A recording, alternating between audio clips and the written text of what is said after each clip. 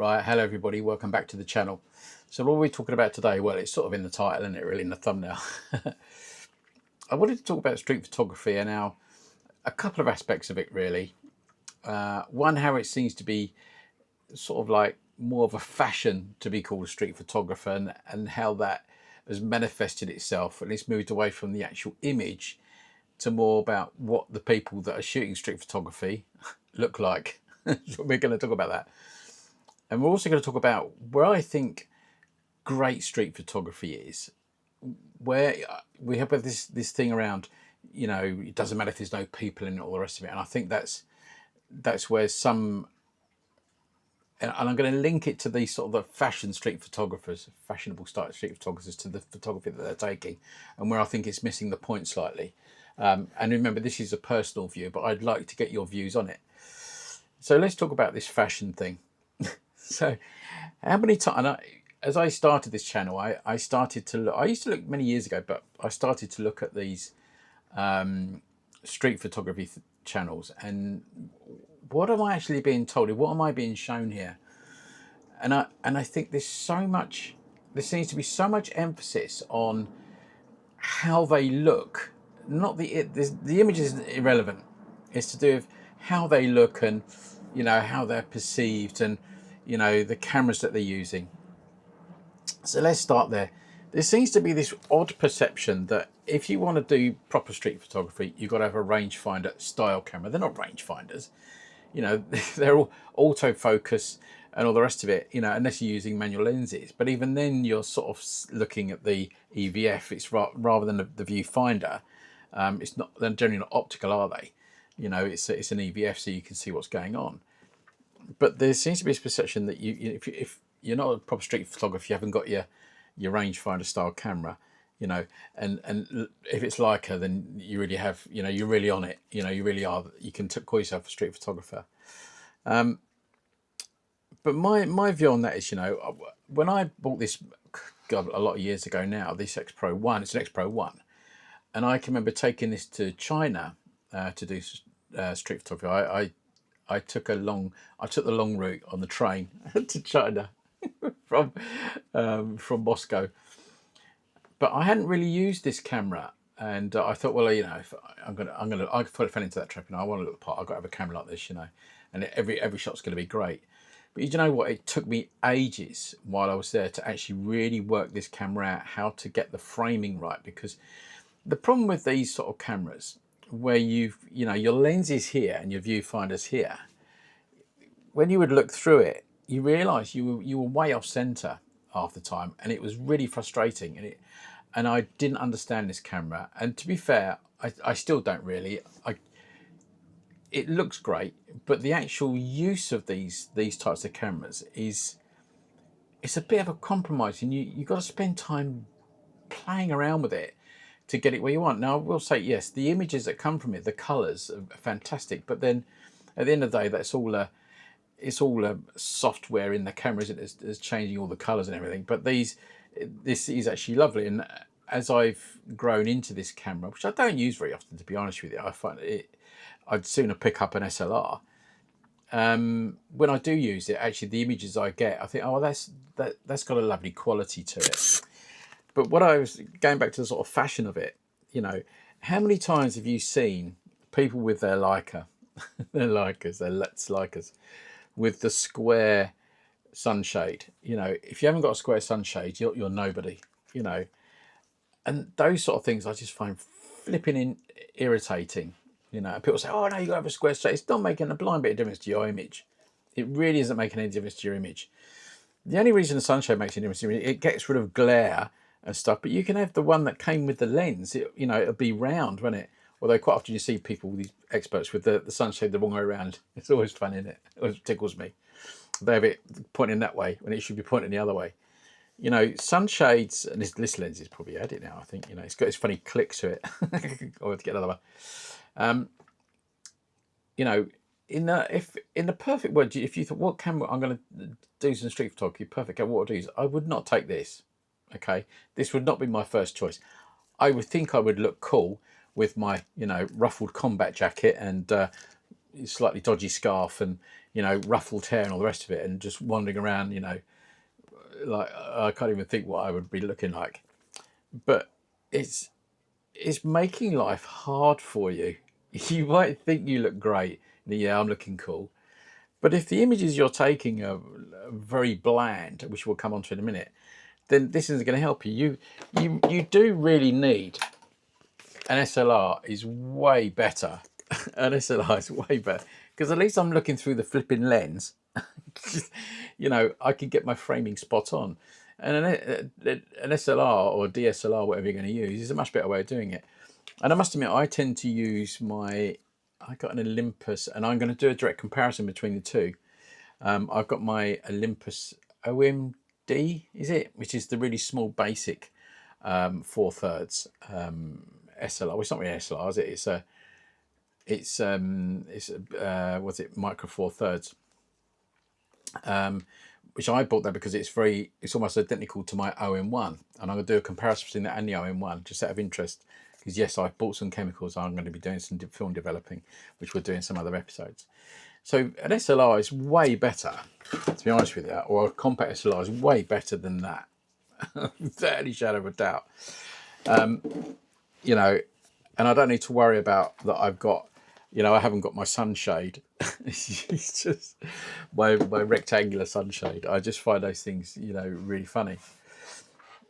But the essence seems to be in how you come across in these videos that people do, and when the images seem very limited what you see, and I've seen so many images, and I just think, well, there's no interest in there. There's no interest in it, and it's all about the fashion of it and how you look and how you come across and will you appeal to people. And I want that look. I want the look that that guy's got or that girl's got, you know. And the actual technique of taking street photos seems to be so completely secondary, doesn't it? It is quite funny, really. And you know, that's just human nature, is it? It's just the way we are. We want to think that we're going to be like the greats, but we're like myself, we're just very mediocre image takers. We do what we want to do. We have our own particular style, which is more important.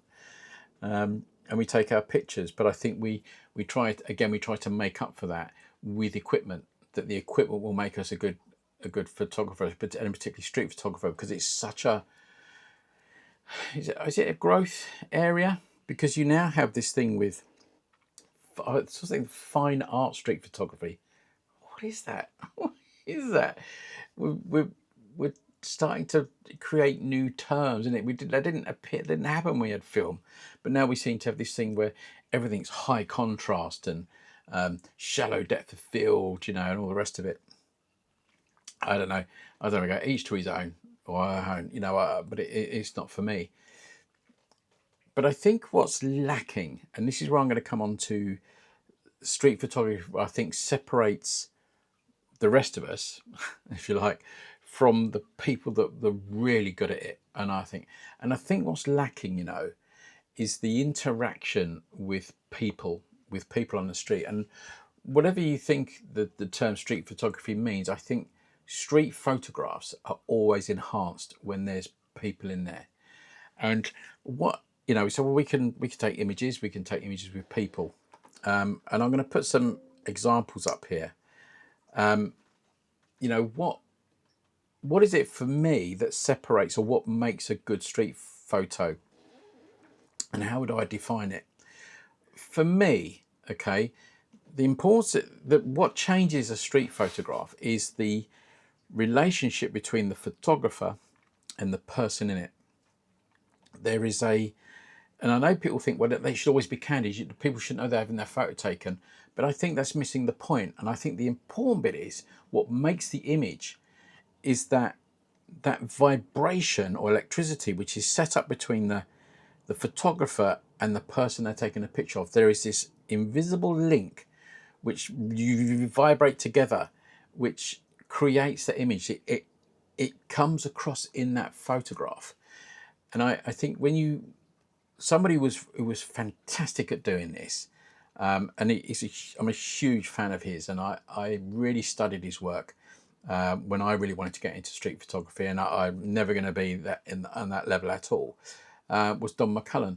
Now I always thought that McCullin, in a lot of his images, you can see there is a connection between him and the person he's taking a picture of, and that that lifts, elevates that image to something more, to something more. There's this invisible language going on between the two, which makes you think about the image, and it makes you think about the photographer and the person that's been in those photographs. When you look at the images at the beginning of his career, and what got him noticed in originally with which were the images of the brothers. I think it was in the Sunday Times, wasn't it? Which sort of got him recognised. These images he took. He was obviously a very accomplished photographer at the time. Where he had an eye, and he understood the importance of the relationship between what he was photographing and him. What was that bond between the two? And when you look at, say, this picture of the lad there in the pub having a fag, he knows he's having his picture taken, because Don's probably said, I'm going to take a picture, because he knew these guys, this sort of like street gang, didn't he? I suppose they call them. But there's so much in that. There's so much between the two. He's looking straight down the lens, and he's talking to McCullin. He's talking to him through that. Extraordinary. And that's what separates images like this from other ones where you just take a picture, and there's nothing that's engaging you in that image. Absolutely nothing at all. This is an image I absolutely love, and I'm sorry it's not a great reproduction, because I just pulled it off the internet. I've got it in books, and I haven't got any books yet. They're all in France. This is a classic example of that, with the young girl with the washing in her trolley, that in a filthy street, and it's all wrapped up in bundles.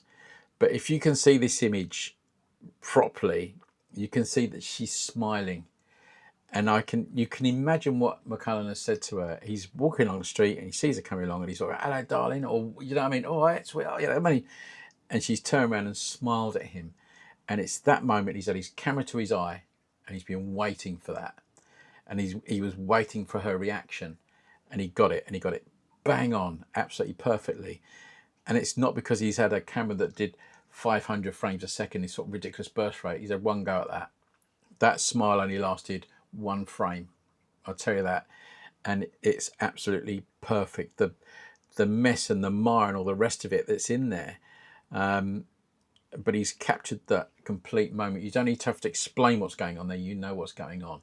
And that's the thing. There's that vibration between the two people in that picture.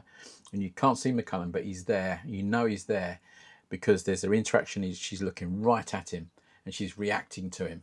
And that's perfect. And there's nothing wrong with that. You shouldn't shy away from the reaction that you will get from people, because sometimes that is the moment you want to capture. I've put this one in because it although it's not a reaction necessarily between McCullin and the little boy, but it's a reaction between the little boy and the cat. I think this is a stunning photograph. God, if I would have taken that. There's such a beautiful moment that he's caught between the little boy and the cat, and that only lasts a second. That lasts one frame, doesn't it? But you can see there's a vibration between the cat and the little boy, and it's that moment, that connection between the two, which is important in the photograph. I love this image. I love these images. I think you can learn a huge amount from McCullin's work, a huge amount, and it's so relevant today, so relevant. I'm going to show this one last one from McCullin, because this is a very famous image, and again, this is another one with the subject. There's an electricity between McCullin and the sitter. Okay, now these guys were in I'm trying to think the part of London this was.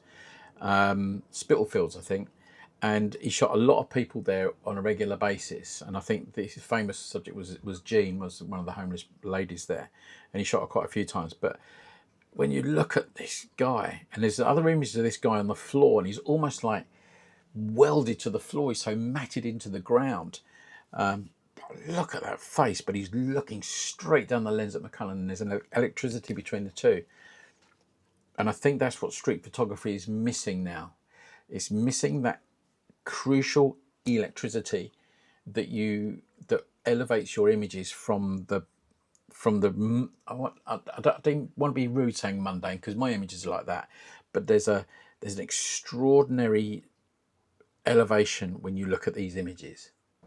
After looking at McCullin's work, I always try to get that. Once I understood that about this connection between the sitter and the person, when you're shooting quite close, and by close, I'm a great advocate of short zooms, and like on the X Pro 1, and that I've got this. What is this? Is 16 to 50. You're shooting quite close, and so looking at some of my images that I did or done over the years, this is an image that I took in Paris. I love going to Paris. Anyone who wants to do street photography, go to Paris. It's still really great. And I shot this. This was in the main park below, well, the main park that goes down the centre. Then you've got the Arc de Triomphe at the far end and all the rest of it. And I came up behind this guy, and he was sort of sitting there lounging a little bit, and he must have felt my presence, like the force. And he turned around straight away because I had the camera to my eye. As soon as he turned round, that was the shot for me. Snap! I just took that. And people in Paris, they're so used to that. That's sort of quite normal for. Do you know what I mean? That street photography thing. It's a very Parisian thing, isn't it? I always think. But for me, it made the picture because there was this electricity, this invisible connection, which made him turn around and look at me. Also, when I was in India a few years ago, I spent some time in Delhi, and walked around the markets, the Chandi Chowk market, huge, and you have these huge different sections. And this was a guy that was working on three-wheelers and bicycles and stuff, and he was so pleased with his hub tool that he had, and he was smoking. I was shooting film then, and this was on I think it was on my Nikon F. Which I love, that camera, and he was more than happy. But to me, it doesn't matter that we had this connection, and I waited. I shot a few shots of him, but I waited for him to take a puff of his cigarette, and off he went. It was some ungodly amount of temperature there that day, like today, because my camera's already stopped because it got too hot. I've had to go and stick it in the freezer. I got an ice pack. Here, and I took the image, and I really enjoyed that. That was a real eye opener for me. India for street photography is phenomenal. It's absolutely fantastic. And like this was in China, and this was in Beijing. Wandering around with my camera. I can't even remember what I took these on. I think this was the X Pro, actually, the X Pro 1. Once I started to understand it a little bit. And this lady was sitting in front of these. It was like a sort of portrait of the Chinese leaders, and she saw me. She knew what I was doing, but she had no. She was.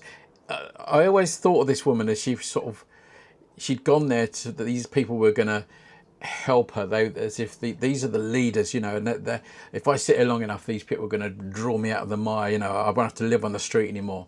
And that's what it was like in China. It was extraordinary between the rich and the poor, which is the same the world over, isn't it? But there was that little connection between me and her. She could see I was a Westerner for sure, but I was there. I looked at her, had the cameras ready, up, snap, and that's what thing I think that does that. When people look at you, of all these people in the bus here, that one person clocked me, and he looked at me, and it's that look that draws your attention. What is he thinking? Is he saying cheeky bugger? Or what is it? Or what is he doing? Do you know what I mean? That's what draws street images, I think, from one mass, if you like, and separates them out. And I'm not saying I'm a great street photographer. I just do what I do. But I love that interaction. You shouldn't worry that people, you just snap. If you're snapping people because you don't want an interaction with them, because you don't want to be noticing and probably worry, I think you might be missing something. I'm not saying that's a wrong thing to do, but I think if you want to bring your images to a different level, I think you need to embrace that connection, that vibration between you and the other person. This was shot in Kolkata, and There's in the flower market. There's a flower market in Kolkata. It's very famous, and I used to get up early in the morning to do that. I think every day. It was on every day, and I can remember walking around, and the colours, the dirt, and the colours were extraordinary. I shot this on a Nikon D2X that I took with me, that weighed 500 kilos. This camera, but it was a great camera, and I would do a sort of review of that camera at some point. But again, she saw me, looked away, but it didn't matter. You can see that she's ignoring me, and that's what the part of the image is for me, because she's ignoring me. This is sort of like what I mean about, the guy in the Paris. This was the same park, probably in the same area. One guy looks at you, changes the image. One person that doesn't look at you, and they're just carrying on with what they're doing. It's an okay image. It's a nice young man. It's following the rule of thirds in it, I suppose. But it doesn't have the impact of the other one. It doesn't have the impact of the guy that turned around in the same chair, because these chairs were all over the place in that park, that then looked at me. I'll finish on these last couple. This is again in Beijing, and I'm walking back to my hotel. It was about 45 degrees when I was in Beijing that year, and this young lad came belting down the road in a funny little stride, and it's that he's interacting with me. And I think that's what draws people in. You can not only was I in that reactive state, but also the viewer, the person looking at the image, becomes part of that reactive state, and I think that's really important. I'll finish on this one because otherwise we're going to be going on for hours. This again this is in New Delhi, and this is in the hairdressing quarter, which is just huge. And there's all these kiosks where people are cutting hair. And again, in India, the Indians don't mind you taking images. They love it. They absolutely love it, and that makes taking images so much easier. But this chap was having a hair trim and a beard trim and all the rest of it. And as I walked along, I saw these two, the young lad and maybe his older brother or something like that, but the guy in the chair, and they just looked around at me, and I had the camera to my eye. That's what's really important, having the camera to your eye, waiting for the moment. Don't just stand and go snap. Have the camera to your eye, have it set up. And I'll do a proper street photography, but have the camera set up, and with your other eye, you can see what's going on. You can get an idea. Is anything going to change? Anything going to come in, and then just suddenly snap? And that's what I do. I think I took 2 frames in that session there, just 2 frames. India is a great place to practice. I know you say, well, slip down to India and do that, but if you're planning to do something like a once in a lifetime trip, then India is a fantastic place to do it. And go to one of the major cities, Kolkata or Delhi, but any of those, Varanasi and places like that, they're just extraordinary. And I used to call it many years ago, I used to call it a target-rich environment. There's no end of it. But you do need to be quite disciplined and not just firing away continually. I would go out every day when I was in Kolkata, and I would shoot, as I said before, maybe 50 images a day. That's all I would do, but I knew the images that I had, I was really happy with. So that's a good way of when you're disciplining yourself when you're shooting film. You can discipline yourself to shoot good images. Don't shoot lots of images, just shoot good images the best you can. Well, there we go. That was my little chat. I was going to do a separate one on this fashion thing, rangefinders, and this thing about street photography, this vibration between people, it makes images better than others, to my mind anyway. And that's a personal view. Remember, it's always a personal view, but it's worth thinking about. And I hope you got a little bit of insight out for that. But if you ever want to send me your street images, please do. I can critique them if you want, but I'd like to put them up so other people could see and see what you're doing. Maybe have a chat about them on an episode. So it might be quite interesting. I don't want hundreds, maybe a couple of images that you're really proud of, and we look at them and maybe we could discuss them and people can give comments on them, all the rest of it. It's not going to be a platform for criticising. It's just to be a platform for discussing it, not criticising, but discussing the image, and why I like it or it's not for me, and what I would have done differently maybe. But that might be interesting. So let's do that. Right, look after yourselves. Happy snapping, and I will see you next Sunday. Take care.